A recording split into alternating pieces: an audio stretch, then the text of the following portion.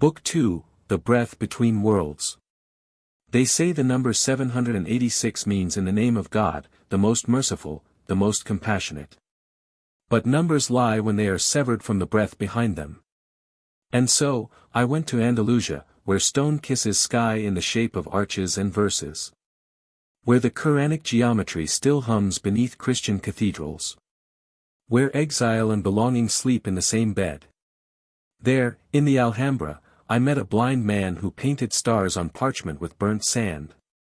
He said, 786 is not a number. It is a veil. Tear it gently, or you will lose the face behind it. Look closer, Jaden. It is not about Islam. Not about the East. It is a code the soul uses when it forgets the alphabet of love. And as he spoke, the arches behind him shimmered, and I saw. The light chalice, veiled in mercy, reflected 786 on its base, but the reflection was backwards. The number, when inverted, did not mean blasphemy. It meant return. Chapter, The Broken Chalice. In a monastery buried beneath Lisbon, I found the chalice of shadow. It was cracked. And from its crack spilled firelight that hummed like 1,000 grieving voices. I touched it, and I wept. This is not evil. I whispered. This is sorrow. For it had tried to contain what was never meant to be held. Control over salvation. 3. The moment before breath. 6. The fall, the wound, the desire to rise. 9. The circle that spirals in and becomes whole again. 786. The breath between them. The mercy that bridges the broken parts. Chapter, The Breath of Babel. I stood among the ruins of Babel, not in Iraq, but beneath the ground in modern-day Berlin, where stone tablets once forbidden had been hidden by a mystic from Spes Bona who fled centuries ago. There, the language of numbers became a song. Every tongue is a flame reaching upward. I wrote in my journal. But only when they burn together do they form light. In that moment, I understood. The chalices were never at war. They were parts of a single vow. Final reflection. Now I see. 786 was not something to condemn, nor to worship. It was a misread prayer, a divine whisper, misunderstood across time. And like all sacred things, it became dangerous only when stripped of humility. The Antichrist does not come with horns, nor in shadows. He comes quoting scriptures and misreading mercy. He comes when we forget that love is not domination. That truth is not possession. And so I leave a new mark beneath my name. Not a number. Not a code. But a silence. A breath. And I now walk not toward answers. But toward the mercy hidden in every question. It is a breath.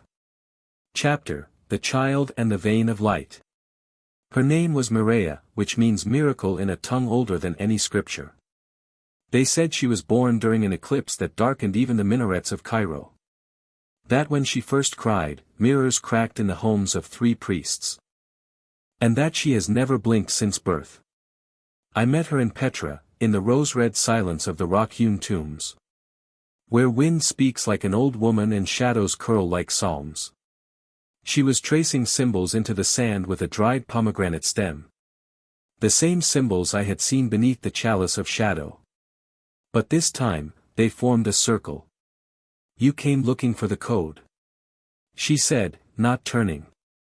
But codes are what the dead use to speak. You need to hear the living language now. I knelt beside her. What's the living language? I asked. She looked up. Her eyes were silver, like stormlight over salt. It's the breath God gave Adam, before he used it to name. Before words divided. When we only sang. Chapter, Mireya's Vision. That night, she didn't sleep. She sat by the ancient fire pit and hummed. Not a song, more like a memory she hadn't lived yet. She said. I saw a tower made of faces. Some cried. Some prayed. Some smiled with no eyes.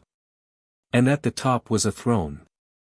But the throne was empty, because the king had become the road. She took my hand and drew a spiral in my palm. You want to know what 3, 6, 9 means?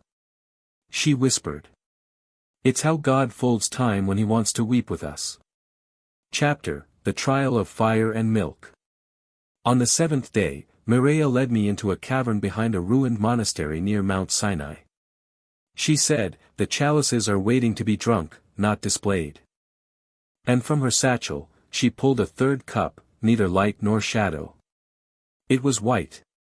Carved from bone. Smooth like milk. And cold. This is the chalice of the unnamed, Jaden. The one made from every silence, every child forgotten in war. Every prayer that died before reaching the sky. She placed it before me. Drink, and you will forget your questions. Or refuse, and the questions will consume you. I drank. Chapter, The Spiral Opens. In the moments after, I saw. My mother's eyes, the day she stopped believing in miracles. A river of voices, each shaped like numbers that melted into birds. A desert where angels buried their swords to plant olive trees. And Mireya, no longer a child, but an eternal moment. Speaking through every face I had ever loved. You are not here to solve the chalices. Her voice echoed. You are here to become one. Closing fragment. Jaden Dean's journal, final entry. I came searching for truth. I found a child who had never blinked, and a cup that held no wine, only memory. The world is not ending. It is waking. There are no chosen ones. Only those who choose mercy in the hour of fire. The breath is still breathing. Ethiopia, lives. Chapter, The Gates Are Watching. The sky over Jerusalem was brass and silent.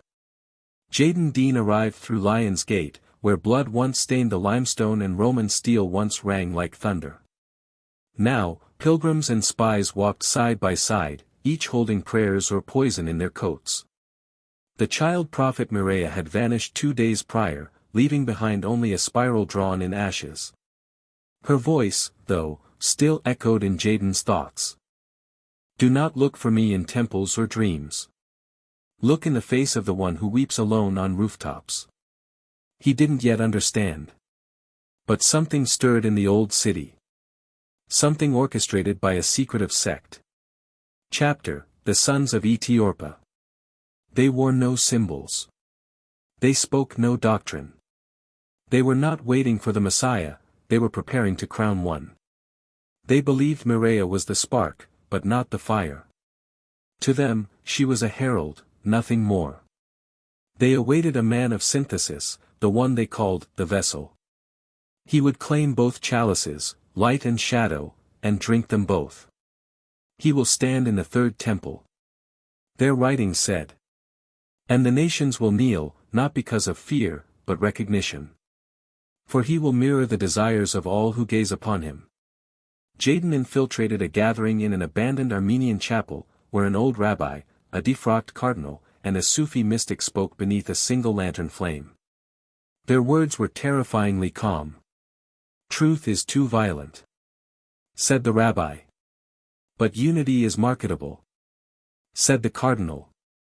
We have scripted a salvation that even the atheists can believe, said the Sufi.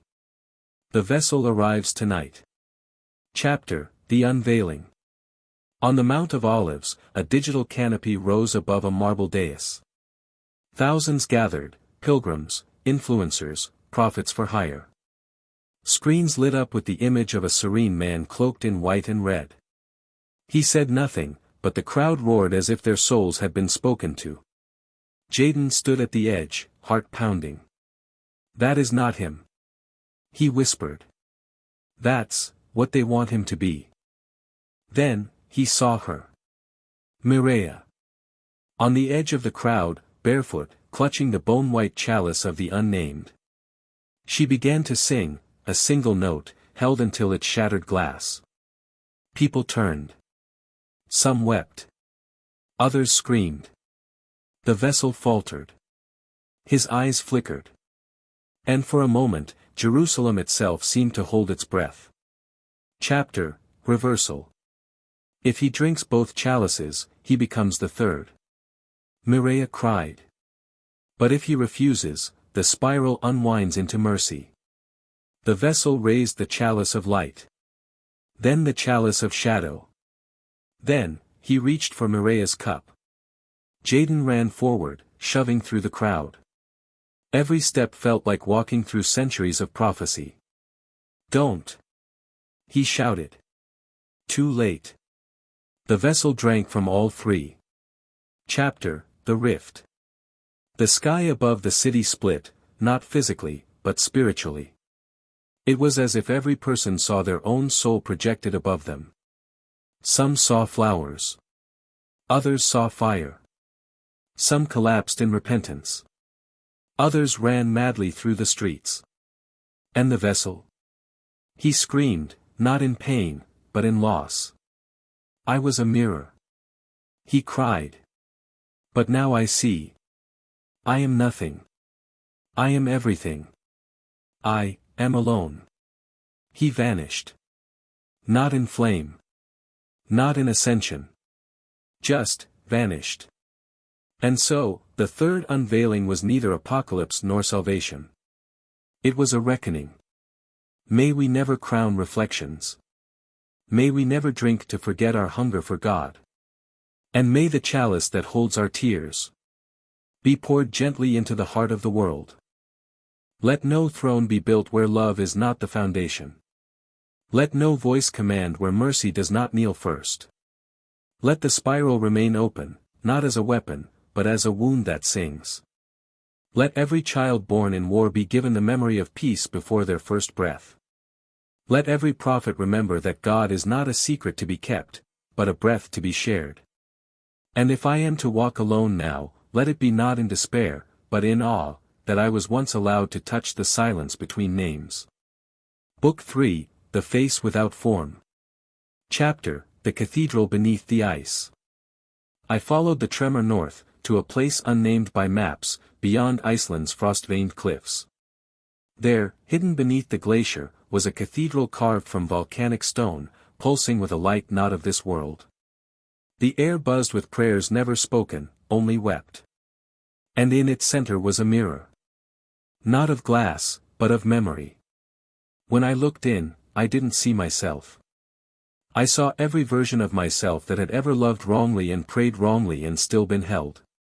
On the arch above were etched words in no known tongue, but somehow I understood. The beginning was not light, but permission to be known.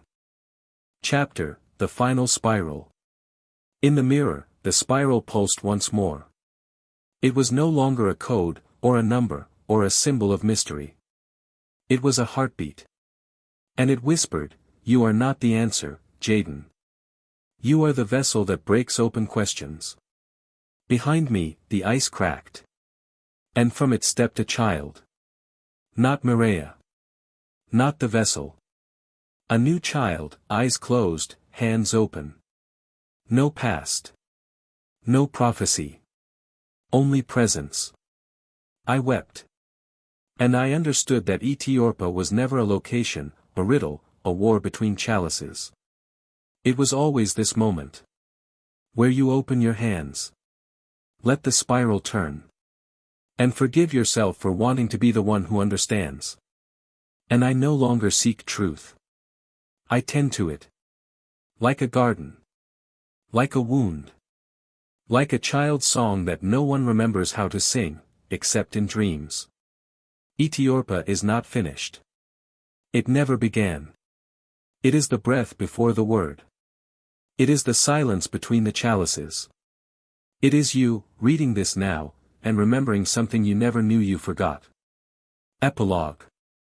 As it was in the beginning. I never set out to find God. I was searching for a pattern. A code. A reason for the ache behind every cathedral wall and beneath every ancient number. They told me to beware the chalices. One of light. One of shadow. But what they didn't say, what no doctrine dared whisper, was that the real choice was to listen. We speak so often of truth as if it arrives in clarity. But clarity never found me. Instead, I found silence that trembled, like a violin string held beneath a storm. I found tears beneath scriptures. I found God, not in thunder, but in the tremor of my own breath when I dared to stand still. I found the fourth chalice. It wasn't golden. It wasn't cursed. It was a wound. Mine. Yours. Ours. A holy fracture that did not ask to be healed, but to be honored. The order called itself Spes Bona, Good Hope. And I used to think that meant salvation. But now I think it means something braver. That even in the dark, we still build altars. Even when we're broken, we still reach toward stars. Even when the map fails, we love anyway. This journey gave me no answers. But it gave me voices. Gave me memories that don't belong to me but live inside me. Gave me the quiet courage to let go of needing to understand, and to start becoming. So if you ask me now, what 𝔈𝔱'𝔒𝔯𝔭𝔞 was, I will tell you this. It was never a place. It was never a prophecy. It was the moment a soul chooses mercy over mastery. The breath between knowing and kneeling. The holy hush when a wound sings its first song. And no matter where we come from, or what we believe, we are all part of something beautiful and eternal. The journal closes. Light fades. The sound of wind over sand. A heartbeat. Jaden Dean, 𝔈𝔱'𝔒𝔯𝔭𝔞